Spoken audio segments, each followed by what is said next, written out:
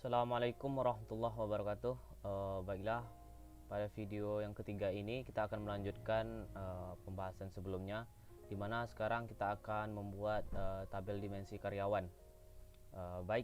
Sebelumnya kita lihat dulu di skema apa yang perlu kita buat, yaitu atributnya antara lain yang pertama kode cabang, ya, nama area cabang, kode karyawan dan nama karyawan. Kemudian SK karyawan sebagai primary key. Oke, langsung saja kita buka spoonnya. Seperti ini nanti ya kita akan buat. Kemudian kita new transformation dulu. Oke, untuk itu karena dimensi karyawan kita akan menggunakan table input dari MS karyawan.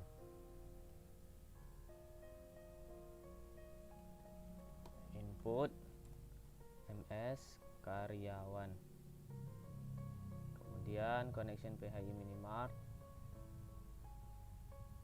kemudian MS karyawan. Oke, yes, kemudian preview, bisa kita lihat dulu datanya. Ini ya datanya, kemudian close dan oke. Nah selanjutnya kode cabang ya, kode cabang itu sudah berada di dimensi karyawan ya. Di sini kita bisa preview kode cabang. Kode cabang sudah ada dan dia berelasi dengan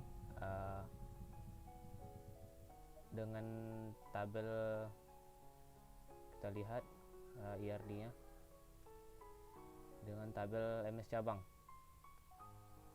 MS cabang ya, kita membutuhkan input MS cabang dan akan kita lookup kode kota. Oke, kemudian tabel input lagi, input MS cabang, BHI minimart, kemudian MS cabang. Oke, yes, dan preview. Kita lihat datanya ya, kode cabang sebagai primary key, kemudian berforeign key dengan yang ada di tabel MS karyawan. Nih kita lihat IRD-nya. Kemudian yang akan kita kita oke kan, kemudian kita lookup ya, menggunakan stream lookup.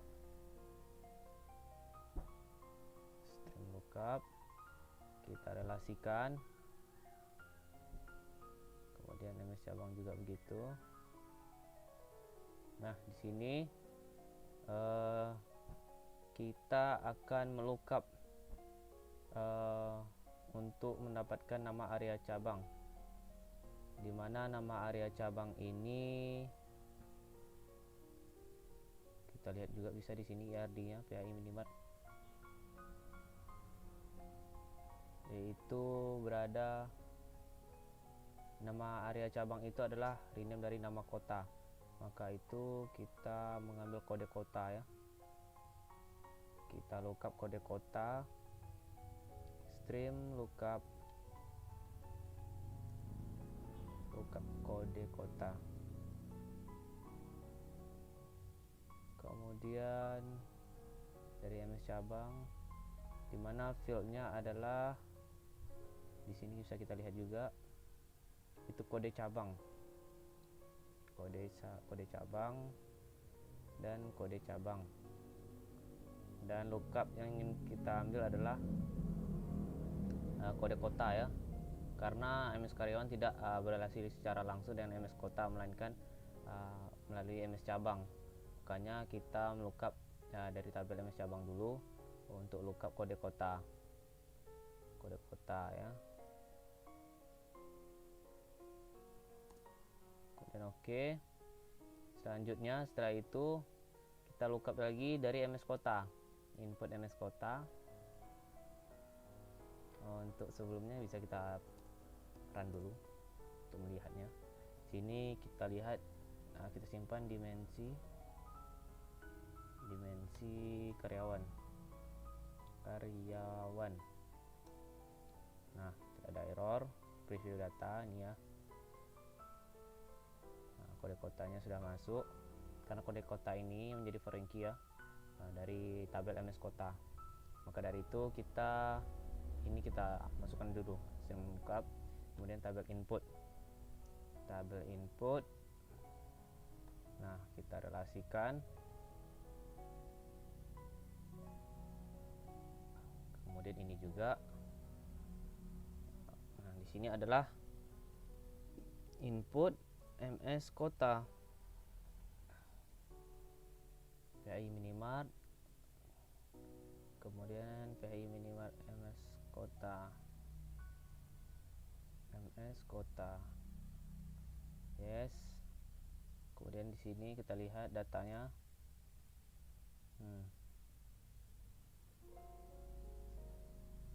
Oke, close dan oke. Nah, kemudian kita stream lookup di sini. Lookup yang kita hanya lookup adalah nama kotanya ya. Lookup nama kota, di mana kode kota menjadi relasinya. Oh, ini lookup stepnya lupa. Dari MS Kota, kode kota, nama kota ya, nama kota tipe string. Kita new name dengan nama area cabang ya. Nama kota itu adalah nama area cabang. Nama area cabang. Kita buat new name, kemudian kita jalankan. Nah, ya nama area cabang. Nah, untuk memastikan kita lihat sebelumnya di sini. Ya, sama ya. Nama kota, nama area cabang. Kita urutkan untuk lookup dahulu, baru nantinya kita untuk JavaScript dan SK karyawannya belakangan. Setelah nama cabang, lookup nama cabang, kita nama kota terlebih dahulu untuk nama area cabang. Karena kode cabang sudah, nama area cabang sudah. Untuk kode karyawan, dia berada di tabel karyawan, sudah ada. Kemudian nama karyawan. Untuk nama karyawan sendiri itu adalah gabungan dari nama depan dan nama belakang pada tabel MS karyawan. Maka dari itu kita menggunakan JavaScript seperti ini, JavaScriptnya ya. Sini kita juga bisa tambahkan modified JavaScript value, kemudian kita relasikan. Nah, dan di sini kita buat variabel baru dengan nama karyawan, di mana nama depan ditambah, kemudian kita buat spasi biar berjarak, nama belakang.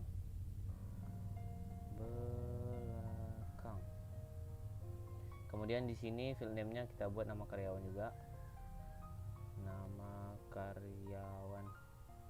Kemudian tipenya adalah string. Kemudian replace value-nya kita buat no. Kita pilih no agar tidak replace, kemudian oke. Nah, bisa kita run. Nah, tidak ada error. Kita preview datanya. Untuk memastikan, kita lihat lagi di skema. Yang kita butuhkan kode cabang. Dimana kode cabang tadi sudah ada ya, yang memang ada di MS karyawan. Kemudian setelah kode cabang, nama area cabang, sudah. Kode karyawan sudah. Nah, dia berada di menjadi primary key, jadi dari MS karyawan. Dan selanjutnya itu terakhir tadi nama karyawan itu nama depan ditambah nama belakang dari MS karyawan, atribut MS karyawan. depan ditambah nama belakang. Kita menggunakan JavaScript tadi. Nah, setelah selesai ini, kita lanjut untuk menambahkan SK karyawan sebagai primary key. Maka kita menggunakan add second. Kita relasikan main. Kemudian di sini kita tambahkan SK karyawan. Value name-nya juga begitu, SK karyawan. Kemudian oke. Untuk memastikan kita lihat di sini. Ya benar, SK karyawan ya. Ini cuman beda letaknya saja. Nilai dan value-nya tetap sama. Kalau di sini di latihan sebelumnya kita mencoba untuk lookup nama kota itu di belakangan. Di sini kita buat langsung saja ya. Setelah lookup nama kota ini menjadi nama area cabang, ya kita new name. Baru kita masuk ke gabungan nama tadi, nama karyawan dan kemudian SK karyawan tadi ya. Sama saja, hanya beda letaknya saja. Kita run, tidak ada error. Oke. Nah, di data kita lihat sudah ada ya. Kemudian setelah itu kita urutkan sesuai atribut yang ada di dimensi karyawan ini dari skema yang telah kita buat. Maka dari itu kita menggunakan select value. Kita select value, kemudian kita relasikan. Di sini kita bisa buat step name-nya urutkan data. Kemudian kita get field to select dan kita sesuaikan dengan urutan atributnya. Yang pertama itu adalah SK karyawan. Yang kedua kode cabang, nama area cabang. Kode cabang. Yang ketiga nama area cabang. Yang keempat kode karyawan, nama karyawan. 5 nama karyawan. Nah, selebihnya bisa kita hapus. SK karyawan, kode cabang, nama area cabang. SK karyawan, kode cabang, nama area cabang. Kode karyawan, nama karyawan. Kode karyawan, nama karyawan. Oke. Nah, bisa kita run terlebih dahulu sebelum kita masukkan ke database. Kemudian kita lihat datanya. Oke ya. SK karyawan, kode cabang, nama area cabang. Kode karyawan, nama karyawan. Kode karyawan, nama karyawan. Oke, sesuai ya. Atributnya 5. Nah, karena sudah sesuai, selanjutnya tahap terakhir kita outputkan ke database menggunakan table output. Kemudian kita relasikan saja ya, main output of step. Kemudian di sini kita bisa beri step name-nya output. Kita membuat yaitu dimensi karyawan. Maka di sini output dimensi karyawan. Kemudian copy saja. Kita buat connectionnya itu PHI minimart. Target tabelnya dimensi karyawan. Karena dimensi karyawan ini belum ada tabelnya ya di database kita di SQL log. Kita SQL-kan dulu. Kita execute. Nah, SQL statement execute. Tabelnya sudah terbuat, kemudian close saja. Lalu oke. Kemudian kita bisa runkan. Launch, yes. Nah, datanya ini tengok tidak ada error. Kemudian kita bisa lihat datanya ya 5 tuh 2 3 4 5 ada 5 atribut. Untuk memastikannya apakah sudah masuk ke database di SQL log kita bisa refresh terlebih dahulu. Nah, dimensi karyawan sudah masuk. Nah, ini tabel datanya SK karyawan, kode cabang, nama area cabang, kode karyawan, nama karyawan. Oke, datanya sudah masuk dan berhasil sesuai yang kita harapkan. Dan selanjutnya, pembahasan selanjutnya kita akan membuat dimensi waktu. Akan kita bahas di video selanjutnya. Untuk itu saya akhiri terlebih dahulu. Assalamualaikum warahmatullahi wabarakatuh.